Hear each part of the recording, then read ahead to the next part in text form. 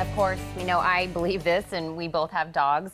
Dogs are amazing, and when they are able to help others, that is just icing on the cake. That is why next week is International Assistance Dog Week. And to celebrate, Handi-Dogs is hosting two great events. Joanne Turnbull and Jean Williams have all the details for us. But first, ladies, I want to say welcome to the show. And Jean, you actually brought your service dog with you today. Yep, this is Blaze. He's a retired racing greyhound from the Tucson track.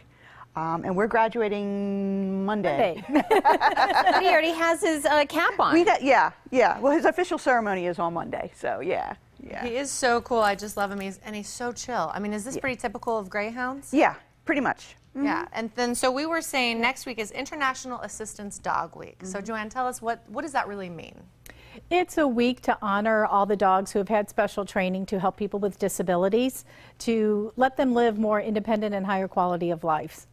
And I think there may actually be a little bit of a confusion on what a service dog is versus maybe a therapy dog, or, you know, people aren't exactly sure what that means. So kind of explain specifically what service dogs are meant for. It's a great question. Yeah. Service dogs are defined by the Americans with Disabilities as a dog that's been trained to do specific tasks to mitigate a person's disability. So it's a one-to-one relationship. A therapy dog is typically a person's pet who, after they get screened as appropriate to take them to other places, they go and visit people in hospitals, read to a dog programs, assisted living, emergency shelters, things like that. So they're bringing comfort and joy to a lot of people. So it's a one-to-many relationship. That's a good explanation. Yeah, very good. So it sounds like this is kind of more specialized. So not something that just any dog could do. Maybe what kind of dogs are we looking for service dogs? For a service dog, you need a dog who has the right temperament. So they don't get freaked out by different sights, sounds, different types of distractions. They're comfortable around lights and coming to a new studio. And then they have to have the right body type and the right personality or the right traits to be able to help their person with a disability. So if somebody needs mobility assistance or stability while walking, the dog has to be of the right size and stature. If the dog is being trained to do diabetic alert, which is all done by smell, the dog has to have a good nose, we say. So different types of dogs and what their traits are and what they're keen to do qualify for service dogs. Well, and we know Blaze is about to do his cap and gown on Monday, but how long does it usually take to train and to graduate as a service dog? It takes on average at 1 to 1.5 years. Okay. Yeah. So then again, we were talking about Blaze he's a greyhound, of course. Yeah. Now, what was kind of his before service dog life? Did he race or? He is a retired racer from the Tucson track. He actually came off the track at 18 months. And what had happened with Arizona Greyhound Rescue, we had started a Heartfelt Hounds program, and he was going to be matched with a veteran. And I was doing some of the training. He was a veteran with PTSD. Unfortunately, 2 weeks before the match, the veteran did not survive his surgery. So I went to the board and said, can I adopt him and finish training for my disabilities? And the board was like, yeah, that's great.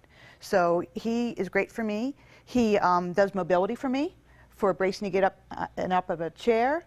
He does for, if I get dizzy, I can count on him. He also helps with anxiety and pain management issues. And so how really has he impacted and brought more to your life? Well, my husband does travel a lot, so I'm able to be more independent with him. I don't have an issue like if I go somewhere, oh my gosh, am I going to be too tired and am I going to be in too much pain to deal with what's going on? So he is like my living, breathing medical device that goes along with me everywhere. And your best friend, I'm sure. Oh, he's always watching me. What's going on? Where are we doing? What do I need you for? Yeah, so. Well, I love him. And Joanne, is there really kind of a need right now for more service dogs? Well, it's a need for individuals. So people who have disabilities and they want to have more independent lives, rely less on human caregivers. There is a lot more interest, I should say, of people who want to train their dogs to become their service dogs. Okay, so what we're looking for is someone that has a dog that you want to kind of turn into a service dog. Is that what we're looking for? Exactly. So okay. First of all, the person has to have a disability. Again, this is an accommodation per the American with Disabilities Act.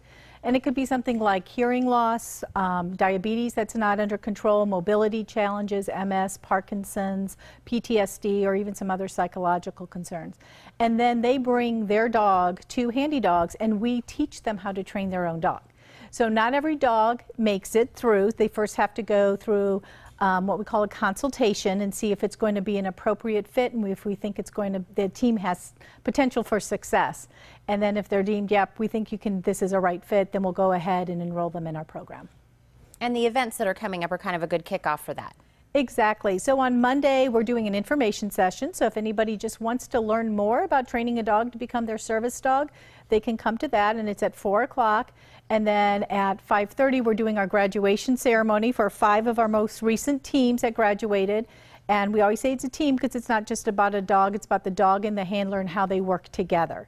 And so we're going to have a little ceremony, and the dogs are going to hopefully wear their graduation caps. Well worth coming to and see. celebrate the hard work, because it's not easy to become a certified service dog. Ladies, thank you so much for this information. Thank you for bringing Blaze so much. Great. I told you this has made my week. Yeah. Hear him. Now, if you are interested in training your dog to be a service animal, you can attend an information session again on August 3rd at 4 p.m. and stick around for the graduation ceremony at 5:30 p.m. at Handi-Dogs. For more details, you can call 326-3412 or log on to handi-dogs.com. .org.